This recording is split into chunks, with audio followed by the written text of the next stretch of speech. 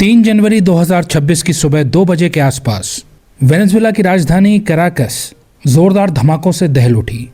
Air red sirens बजने लगे। America के द्वारा वेनेजुएला की बॉम्बिंग की जा रही थी।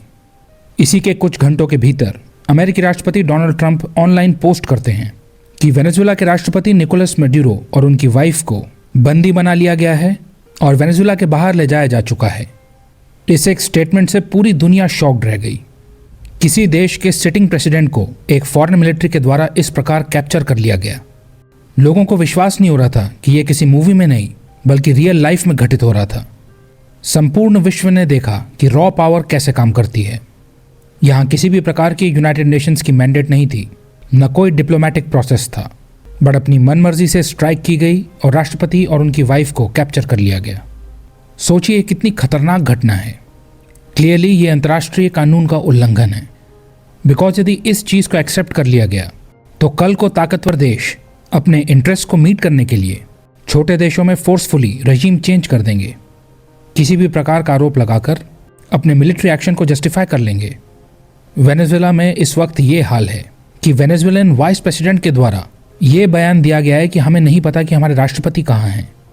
वेनेजुएलन गवर्नमेंट इस वक्त निकोलस मैडुरो के जिंदा होने का प्रूफ मांग रही है। जब ट्रंप ने सोशल मीडिया के ऊपर अमेरिका के द्वारा वेनेजुएलन राष्ट्रपति को कैप्चर करने की पोस्ट करी थी तो एक बार को लोगों के मन में ख्याल आया था कि शायद ट्रंप ऐसे ही कह रहे हैं, बिकॉज ट्रंप अपने बड़बोलेपन के लिए जाने जाते हैं। कई बार वो फैक्चुअली इनकरेक्ट और बेसिर पैर के पोस्ट कर चुके हैं। तो इनिशियली इसे मिस इन्फॉर्मेशन समझा जा रहा था। लोगों के मन में शंका उठ रही थी कि कहीं ये फेक न्यूज़ तो नहीं है। लेकिन जैसे ही वेनेजुएलन गवर्नमेंट ने यह कन्फर्म किया कि राष्ट्रपति मैड्यूरो मिसिंग है, तब पूरी दुनिया शॉक्ड रह गई। तब लोगों की समझ में आया कि ये इवेंट रियल है। वेनेजुएलन स्टेट कंट्रोल खो चुकी है। अमेरिकन सरकार इसे इन्वेजन नहीं कह रही है। उसके अनुसार ये एक प्रिसिशन रेड है। ये रेड अमेरिका की डेल्टा फोर्स के द्वारा की गई है। डेल्टा फोर्स अमेरिका की स्पेशल यूनिट है जिसकी खासियत है हाई वैल्यू टारगेट्स को फाइंड करना और फिर उन्हें एक्सट्रैक्ट करना। डेल्टा फोर्स ने 2003 में इराक के राष्ट्रपति सद्दाम हुसैन को कैप्चर किया था और 2019 में ISIS के लीडर अबू बकर अल बगदादी को एलिमिनेट किया था।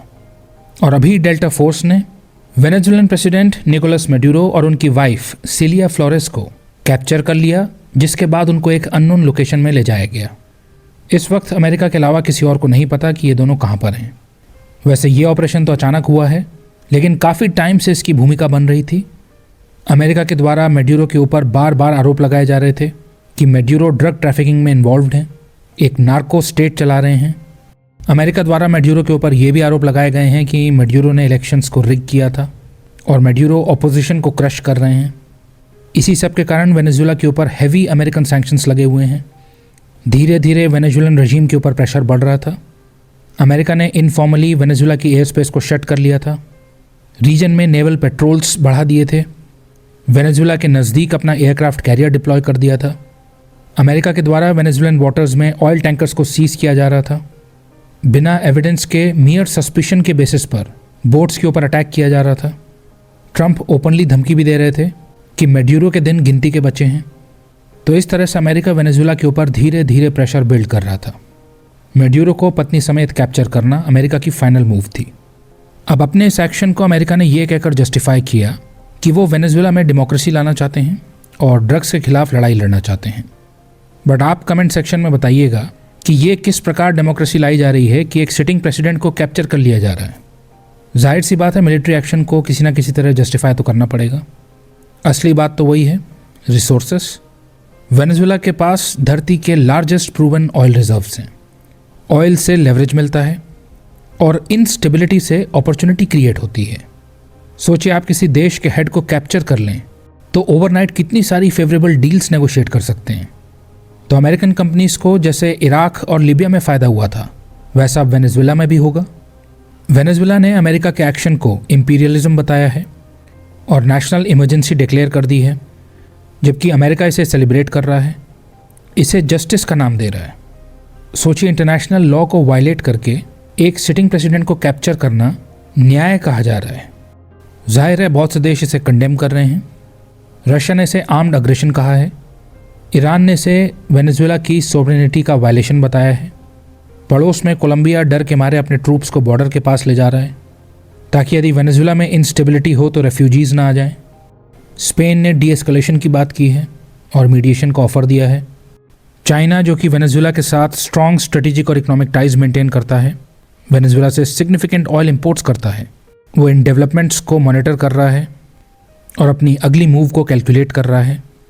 अमेरिका के ऑपरेशन के कुछ ही घंटों पहले मैड्यूरो ने चाइना के लैटिन अमेरिकन अफेयर्स के स्पेशल ऑनवॉय से मुलाकात की थी, अपनी स्ट्रेटेजिक पार्टनरशिप और अनब्रेकेबल ब्रदरहुड को रीअफर्म किया था, कहा था कि हम एक्सटर्नल प्रेशर्स के आगे नहीं झुकेंगे। और अभी मैड्यूरो गायब हैं और जब तक मैं ये वीडियो रिकॉर्ड कर रहा हूँ चाइना की तरफ से कोई स्टेटमेंट नहीं आया है। चाइना एकदम शांत है। चाइना पास्ट में अमेरिका के वेनेजुएला के अगेंस्ट एक्शंस को कंडेम कर चुका है, तो जल्द ही चाइना की तरफ से स्टेटमेंट आएगा। भारत की तरफ से भी अभी ऑफिशियल स्टेटमेंट नहीं आया है। भारत भी अपना टाइम ले रहा है, सिचुएशन को असेस कर रहा है। यूरोपियन यूनियन ने डी-एस्केलेशन की बात की है। इंटरनेशनल रिस्पॉन्सेज आते जा रहे हैं, सिचुएशन अभी फ्लूइड बनी हुई है। बट ये जो अमेरिका के द्वारा ब्रूट पावर का डिस्प्ले किया गया है, इंटरनेशनल लॉ के हिसाब से ये इलीगल है, क्योंकि अंतर्राष्ट्रीय कानून यही कहता है कि देशों की सॉवरेनिटी सेक्रेड है। इस प्रकार मिलिट्री फोर्स का इस्तेमाल नहीं किया जा सकता। ये बहुत ही खराब और डेंजरस प्रेसिडेंट सेट करेगा। सोचिए यदि ऐसे फोर्सफुली रेजीम चेंज को नॉर्मलाइज कर दिया गया, तब तो इंटरनेशनल लॉ कोलैप्स हो जाएगा। अब वेनेजुएला में आगे क्या होगा? देखिए, अमेरिका अब वेनेजुएला के साथ नेगोशिएट करेगा। वेनेजुएला में इलेक्शंस करवाए जाएंगे। इसके बाद एक नई सरकार बनेगी जो कि प्रो यूएस रहेगी। हाल ही में हम जानते हैं मारिया कोरिना मचाडो को नोबेल पीस प्राइज से सम्मानित किया गया था। ये प्रो यूएस हैं और मैड्यूरो की विरोधी हैं। इट इज़ हाईली लाइकली कि ये पावर में आ जाएं। अमेरिका इसे स्मूथ ट्रांजिशन कहेगा। वेनेजुएला में डेमोक्रेसी रिस्टोर हो गई है ऐसा कहेगा, क्योंकि हम जानते हैं अमेरिका में खुद चाहे कुछ भी हो रहा हो, अमेरिकन गवर्नमेंट की नज़र में जिस देश की सरकार प्रो यूएस है वहीं पर डेमोक्रेसी है। बाकी देशों पर किसी न किसी प्रकार से प्रेशर बनाया जाएगा। तो मोस्ट प्रोबेबली अब वेनेजुएला में प्रो यूएस गवर्नमेंट आ जाएगी। अमेरिका को वेनेजुएलन ऑयल की एक्सेस मिल जाएगी। अमेरिकन कंपनीज जिन्होंने ट्रंप की कैंपेन में फंडिंग दी है, अब उनको ज़बरदस्त लाभ होगा। ऐसा होता है तो वेनेजुएला के ऊपर सैंक्शंस भी लिफ्ट हो जाएंगे। हालांकि आवश्यक नहीं है कि सब कुछ इतना स्मूथली हो जाए, एक स्मूथ ट्रांजिशन हो जाए, ये आवश्यक नहीं है। बिकॉज एक झटके में अमेरिका ने वेनेजुएला से प्रो चाइना और प्रो रशिया प्रेसिडेंट को हटा दिया है। तो वेनेजुएला के अंदर चाइना और रशिया के इंटरेस्ट को भारी चोट पहुंची है। तो आने वाले टाइम में हमको वेनेजुएला के अंदर पावर स्ट्रगल देखने को मिल सकता है। डिफरेंट फैक्शंस के बीच में क्लैश देखने को मिल सकता है। वेनेजुएला में एक और प्रॉक्सी वॉर शुरू हो सकता है। सिविल अनरेस्ट देखने को मिल सकता है, जिससे इस लैटिन अमेरिका के देश में लंबी इंस्टेबिलिटी देखने को मिल सकती है।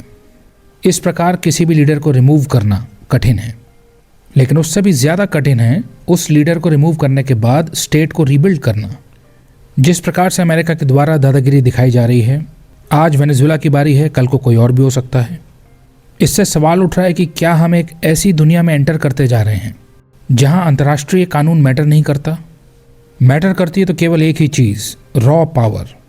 मतलब कोई और देश करे तो पीस का वायलेशन है, लेकिन यदि ताकतवर देश करे तो पीस थ्रू स्ट्रेंथ है। एक प्रकार से इस ऑपरेशन के जरिए अमेरिका के द्वारा ये मैसेज सेंड करने की कोशिश की गई है कि माइट इज़ राइट, जिसकी लाठी उसकी भैंस। आप इसके बारे में क्या सोचते हैं? कमेंट सेक्शन में बताइएगा।